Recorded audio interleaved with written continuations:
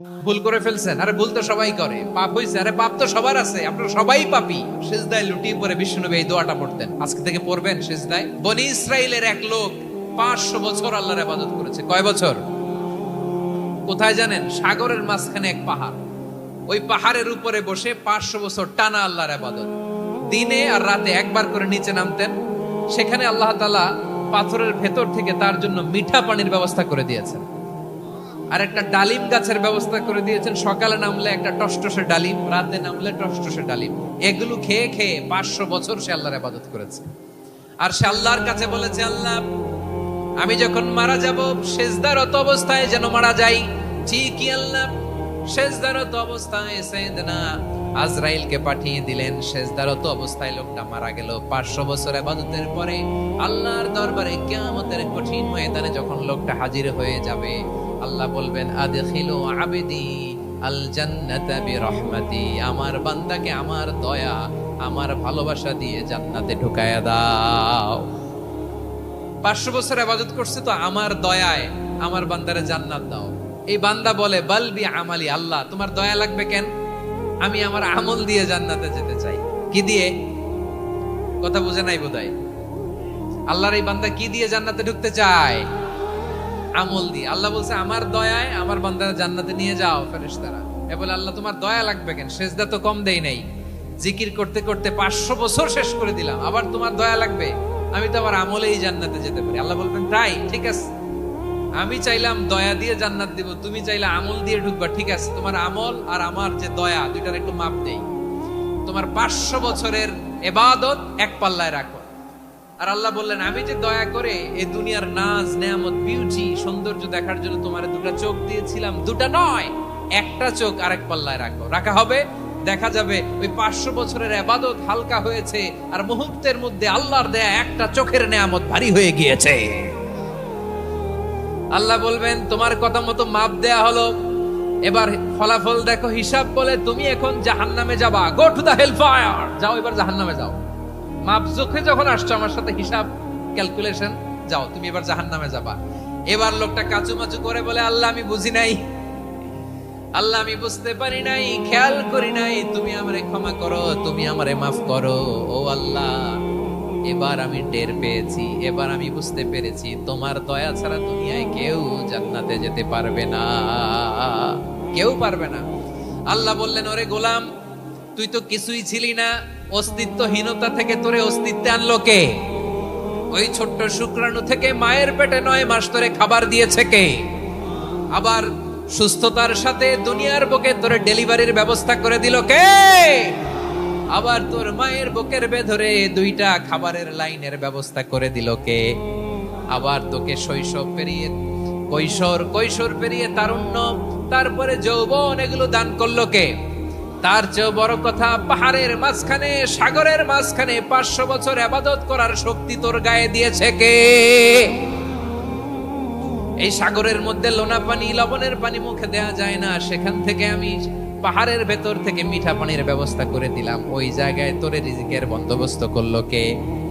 সকাল বিকাল 2 বেলা টসটসে ডালিম খাওয়ার ব্যবস্থা করে দিল কে?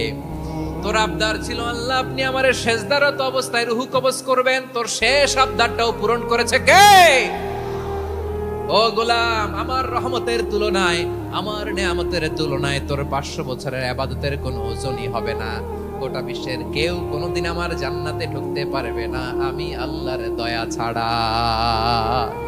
হুয়ার রহমানুর রহিম, তিনি দয়াময়, তিনি মেহেরবান। জিব্রাইল আলাইহিস সালাম বিশ্বনবীর এই লম্বা হাদিসটা যখন শোনালেন, আমি যা যা বলছি এটা বিশাল এক হাদিসের অনুবাদ। বললেন, ইয়া মুহাম্মদ, এই দুনিয়ার সবটাই চলে আল্লাহর রহমত দিয়ে। হাদিসের শেষ কথা, সব চলে আল্লাহর কি দিয়ে? তখন বিশ্বনবী সাহাবাদের বললেন, ও সাহাবারা শোনো, আল্লাহর জান্নাতে কেউ কোনোদিন প্রবেশ করতে পারবে না তার রহমত ছাড়া। সাহাবারা বললেন, ইয়া রাসূলুল্লাহ, আপনিও না? আপনিও কি আল্লাহর রহমত ছাড়া প্রবেশ করতে পারবেন না? বিশ্বনবী বললেন, না আমিও না। আমি বিশ্বনবীও আল্লাহর জান্নাতে আল্লাহর রহমত ছাড়া ঢুকতে পারবে না। তবে কিয়ামতের দিন আল্লাহর রহমত আমার চারদিকে বেষ্টনী দিয়ে থাকবে। আল্লাহ নিজের পরিচয় দিয়ে বললেন, আলিমুল গায়বি ওয়াশ শাহাদাতি হুয়ার রহমানুর রাহিম। আমি হলাম রহমান, আমি রাহিম। আল্লাহরে চিনছেন? ওবারখালীর ভাইয়ের, আপনার রবকে চিনতে পারতেছেন? তিনি দয়ার সাগর, তিনি মায়ার সাগর। তার দয়ার সাগর যে কত বড় আপনার কল্পনাতেও নাই। এজন্য আপনার পাপ যত বড় হোক, অন্যায় যত বড় হোক, অপরাধ যত বড় হোক, আপনার জুলুম যত বড় হোক, আল্লাহর রহমান নামের দরিয়া তার চাইতেও বড়। আল্লাহ বলেন, কুলিয়া ইবাদিয়াল্লাযীনা আসরাফু আলা আনফুসিহিম লা তাকনাতু মির রাহমাতিল্লাহ ইন্নাল্লাহা ইয়াগফিরুয যুনুবা জামিআ ইন্নাহু হুয়াল গফুরুর রহিম। ও আমার গুনাহগার বান্দারা শোনো, জুলুম করেছো, ভুল করেছো, অন্যায় করেছো, আল্লাহর রহমত থেকে নিরাশ হয়ো না। আমরা বিশ্বাসীরা কঠিন কালে আল্লাহর রহমত থেকে নিরাশ হব না, ঠিক কিনা বলেন? আল্লাহর রহমত থেকে নিরাশ হবেন? ভুল করে ফেলছেন, আরে ভুল তো সবাই করে, পাপ হয়েছে, আরে পাপ তো সবার আছে, আপনারা সবাই পাপী, সবাই পাপী। যত পাপ হোক, ভুল হোক, অন্যায় হোক, অনুতপ্ত হয়ে তওবা করে, ওযু করে, জায়নামাজটা বিছিয়ে সেজদা দিয়ে চোখের পানি ছাড়েন। চোখের বেয়ে পড়া পানি আল্লাহর কাছে যে কত প্রিয়। অনুতপ্ত বান্দার চোখের পানির ফোঁটা তার চোখ বেয়ে, নাকের ডগা বেয়ে জমিনে ড্রপ করার আগেই আল্লাহর ওই বান্দার সব গুনাহ মাফ করে দেয়। আল্লাহ বললেন, আমি রহমানুর রহিম, আমি দয়াময়, আমি মেহেরবান। এরপর আল্লাহ বললেন, হুয়াল্লাহুল্লাযী লা ইলাহা ইল্লা হুয়াল মালিকুল কুদ্দুসুস সালামুল মুমিন। ওয়াল্লাহুল্লাযী, তিনি এমন আল্লাহ, লা ইলাহা ইল্লাহু, তিনি ছাড়া কোনো ইলাহ নাই। আল মালিক, তিনি হলেন আল মালিক। দুইটা শেষ, আর রহমান আর রাহিম শেষ। এবার আল্লাহ 3 নাম্বার গুণবাচক নামের পরিচয় দিচ্ছেন। আল্লাহ বলছেন, আমি হচ্ছি আল মালিক। আমি কি? মানে সম্রাট। আল মালিক মানে হচ্ছে the king, the king of kings. সব রাজার বড় রাজা, মহারাজা। তার চেয়ে বড় রাজা আর কেউ নাই, তার চেয়ে বড় সম্রাট আর কেউ নাই, তার চেয়ে বড় ক্ষমতাধর সত্তা মহাবিশ্বে দ্বিতীয় কেউ নাই। চিৎকার করে বলেন ঠিক কিনা? তিনি আল মালিক। আল মালিক মানে ক্ষমতাধর, ক্ষমতার মালিক, রাজা ধীরাজ বাদশাহ। তার ক্ষমতা আর আমাদের ক্ষমতা একরকম নাকি? আবার আমার নবী, বিশ্ব নবী যখন সিজদায় লুটিয়ে পড়তেন, আম্মা জানা এসে বলেন, আমরা তো সিজদার মধ্যে সুবহানা রাব্বিয়াল আলা বলেই শেষ, কিন্তু বিশ্বনবী তাহাজ্জুদের নামাজে, নফল নামাজে, সুন্নত নামাজে 3 বার সুবহানা রাব্বিয়াল আলা তাসবিহ পড়ার পরে তিনি পড়তেন, সুবহুন কুদ্দুসুন রাব্বুল মালাইকাতি ওয়ার রূহ। সুবহ কুদ্দুস রব্বুল মালাইকাতি ওয়ার রূহ। সিজদায় লুটিয়ে পড়ে বিশ্বনবী এই দোয়াটা পড়তেন। নফল নামাজে, সুন্নাত নামাজে কিংবা তাহাজ্জুদের নামাজে সুবহান রাব্বিয়াল আলার পরে কি পড়তেন? সুবহুন। আওয়াজ করে বলেন, সুবহুন কুদ্দুসুন রব্বুল মালাইকাতি ওয়ার রূহ। মানে আল্লাহ আপনি প্রশংসিত, আল্লাহ আপনি অতি পবিত্র, আপনি সব ফেরেশতা কুলের রব, ফেরেশতাদের সরদার জিবরাইলের রব। সুবহানাল্লাহ। আজকে থেকে পড়বেন সিজদায়? হ্যাঁ, বারোখালীবাসী পড়বেন নাকি? হুজুর নামাজে তো পড়ি না। হ্যাঁ, এরকম নফল নামাজে, তাহাজ্জুদের নামাজে, সুন্নত নামাজে সিজদার যে তাসবিহ সুবহানা রাব্বিয়াল আ'লা 3 বার পড়ার পরে আমার ভাইরা, মহিলা প্যান্ডেলে আমার যে মায়েরা বোনেরা আছে, আজকে তো রেকর্ড হয়ে যাবে, কালকেই ভিডিও পেয়ে যাবেন। 3 বার সুবহানা রাব্বিয়াল আ'লা পড়ার পরে পড়বেন সুবহুন কুদ্দুসুন রব্বুল মালাইকাতি ওয়ার রূহ। পড়বেন তো ইনশাআল্লাহ। আল্লাহ তাআলা সূরা মুলকের শুরুতে বলছেন, তাবারাকাল্লাযী বিয়াদিহিল মুলকু ওয়া হুয়া আলা কুল্লি শাইইন কাদির। মহিমান্বিত সত্তা, যার হাতে ক্ষমতা, তিনি যা চান তাই করতে পারেন। আওয়াজ করে বলেন তো তিনি কে? আবার আল্লাহ বলেন, কুলিল্লাহুম্মা মালিকাল মুলকি তুতিল মুলকা মান তাশাউ ওয়া তানজিউল মুলকা মিম্মান তাশাউ ওয়া তুইজ্জু মান তাশাউ ওয়া তুযিল্লু মান তাশাউ বিয়াদিকাল খায়র শাইইন কাদির। আল্লাহু আকবার। এ নবী আপনি বলুন, আল্লাহুম্মা মালিকাল মুলক, আল্লাহ আপনি ক্ষমতার মালিক। তুতিল মুলকা মান তাশা, যাকে চান তারে ক্ষমতার চেয়ারে বসান। ওয়া তানজিউল মুলকা মিম্মান তাশা, যাকে চান তাকে ক্ষমতার চেয়ার থেকে ছুড়ে ফেলে দেন। তিনি কে? ক্ষমতার চেয়ারে বসায় কে? আবার মনে চাইলে আস্তা করে ছুড়ে নিক্ষেপ করেন, তিনি কে? আবার আল্লাহ বললেন, ওয়ালাম ইয়াকুল্লাহু শারীকুন ফিল মুলকি, আমার ক্ষমতায় কোনো শরীক নাই, কোনো জোট নাই, কোনো পার্টনার নাই, কোনো অংশীদার নাই। আবার আমি চলে গেলে আমার ক্ষমতার দাবিদারও কেউ নাই। আল্লাহু আকবার। এই দুনিয়াতে রাজা মারা গেলে পরের রাজা কে হয়? রাজার ছেলে রাজা, ঠিক কিনা বলেন? আল্লাহ চলে গেলে আরেকজন বসবে নাকি এরকম না। তার ক্ষমতার সাথে দুনিয়ার ক্ষমতার কোনো মিলই নাই। এজন্য তিনি তার নাম দিয়েছেন আল মালিক। আল মালিক, the owner of power, the owner of ultimate power and sovereignty, the king of kings, সব রাজার বড় রাজা, মহারাজা আল মালিক, তিনি হচ্ছেন আল্লাহ। চিৎকার করে বলেন ঠিক কি না? তিনি আসল ক্ষমতার অধিকারী। দুনিয়াতে যে আমরা ক্ষমতা নিয়ে কামড়াকামড়ি করি, মারামারি করি, কিয়ামতের দিন আল্লাহ জিজ্ঞেস করবেন, কই তোদের ক্ষমতা আজকে বল। কিয়ামতের সময় সব মানুষগুলো যখন ইন্তেকাল করবে, সব জিনেরা যখন ইন্তেকাল করবে, সব ফেরেশতারা যখন ইন্তেকাল করবে, বাকি থাকবে মালাকুল মাউত। মালাকুল মাউত এসে বলবে, আল্লাহ আপনার কথা মতো সবাই শেষ, মানুষগুলো নাই, জিনগুলো নাই, আমার সতীর্থ ফেরেশতাগুলো নাই, মহাবিশ্বে আর কেউ নাই। আল্লাহ বলে, এখন কে আছে? মালাকুল মাউত বলবে, আল্লাহ তুমি আছো আর আমি। তুমি তো আল হাইয়্যু আল কাইয়্যুম, অবিনশ্বর, শাশ্বত, চিরঞ্জীব, কোনদিন মরবা না। তুমি আছো আর তোমার গোলাম আমি আছি আজরাইল। মহাবিশ্বে কয়জন আছে মাত্র? জোরে বলেন। এক হচ্ছেন আর হচ্ছে মালাকুল মাউত। আল্লাহ তুমি আছো আমি আছি। আল্লাহ বলবে, ঠিক আছে, এবার তোমার মরণের পালা। মুত ইয়া মালাকাল মাউত, হে মৃত্যুর ফেরেশতা তুমি মরো।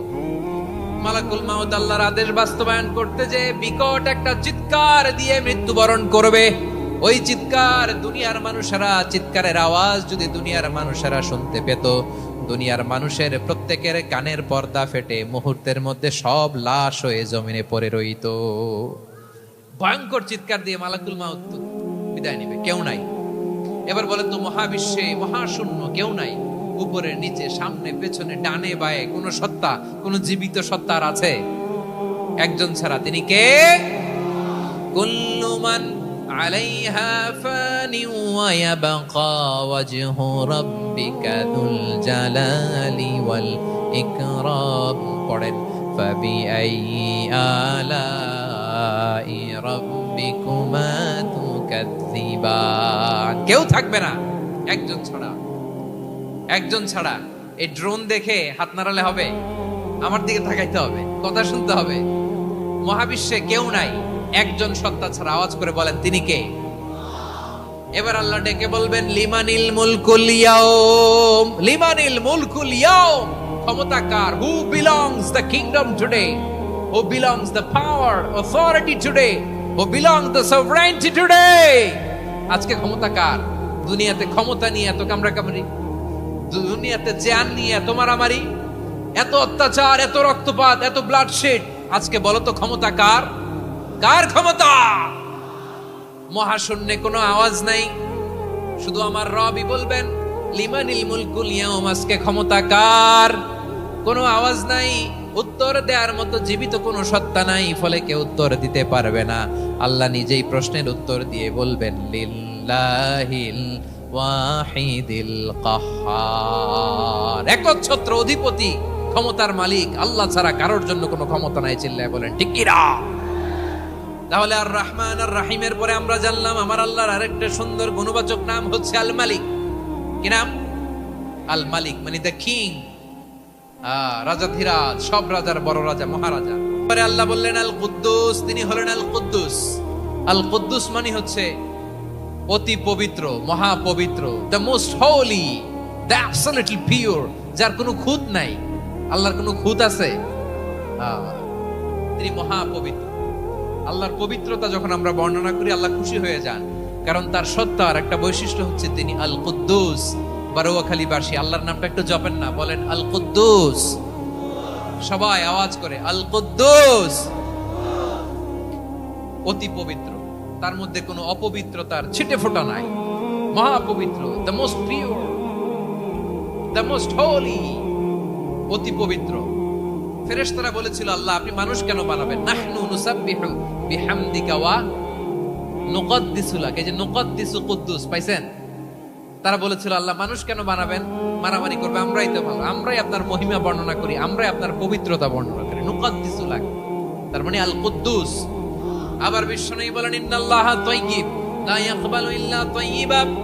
আল্লাহ পবিত্র, পবিত্রতা ছাড়া তিনি কিছু গ্রহণ করেন না, অপবিত্র কোনো কিছু আল্লাহ গ্রহণ করে না। অনেকে আছে ঘুষ খায়, সুদ খায়, অন্যায় অপরাধ চাঁদাবাজি যা আছে সব করে, হারাম টাকা, হারাম উপার্জন। এই হারাম উপার্জন দিয়ে আবার মসজিদ বানায়, আছে না নাই? ইনকাম সবটাই হারাম, ওইটা দিয়ে আবার এতিমখানা বানায়, আছে না নাই? আছে। ওইটা আল্লাহ কবুল করবে না, কারণ আল্লাহ নিজে পবিত্র। পবিত্র না হলে কিছুই অ্যাকসেপ্ট করেন না। সুবহানাল্লাহ পড়েন। তাহলে বুঝলাম তিনি আল কুদ্দুস মানে অতি পবিত্র। এরপরে আল্লাহ বলেন, আমি হচ্ছি আসসালাম। আওয়াজ করে বলেন আসসালাম। আসসালাম মানে হচ্ছে শান্তির আধার। সালাম মানে কি? শান্তির আধার, যার কাছ থেকে শান্তি আসে। দ্য সোর্স অফ পিস, তিনি শান্তির আধার। এজন্য আমরা একে অপরের সাথে দেখা হলে কি বলি? সালাম। কি বলি? সালাম সালাম হাজার সালাম, সকল শহীদ স্মরণে আমার হৃদয় রেখে যেতে চাই তাদের স্মৃতির চরণে। সবাই বলেন সালাম সালাম হাজার সালাম, সকল শহীদ স্মরণে আমার হৃদয় রেখে যেতে চাই তাদের স্মৃতির চরণে। পড়েন আমিন। আমরা সকল ভাষা শহীদ, সকল মুক্তিযোদ্ধা, তাদের জন্য দোয়া করি। এবং 24-এর ছাত্র নাগরিক অভ্যুত্থানে যারা শাহাদাতের সর্বোচ্চ নাজরানা পেশ করে এই নতুন ভোরের বাংলাদেশ আমাদেরকে উপহার দিয়েছে, তাদের জন্য আল্লাহর কাছে দোয়া করি। সবাই বলেন আমিন। আল্লাহর একটা নাম হচ্ছে আসসালাম, মানে হচ্ছে শান্তির আধার, দ্য সোর্স অফ পিস। শান্তি দেওয়ার মালিক কে? এজন্য শান্তি চাইবো কার কাছে? আল্লাহ তুমি আমার দেশটাকে শান্তিময় করো, বলেন আমিন। আল্লাহ তুমি আমাদের পরিবারের শান্তি নসিব করো, বলেন আমিন। আল্লাহ আমাদের জীবনটাকে তুমি শান্তিময় করো, বলেন আমিন।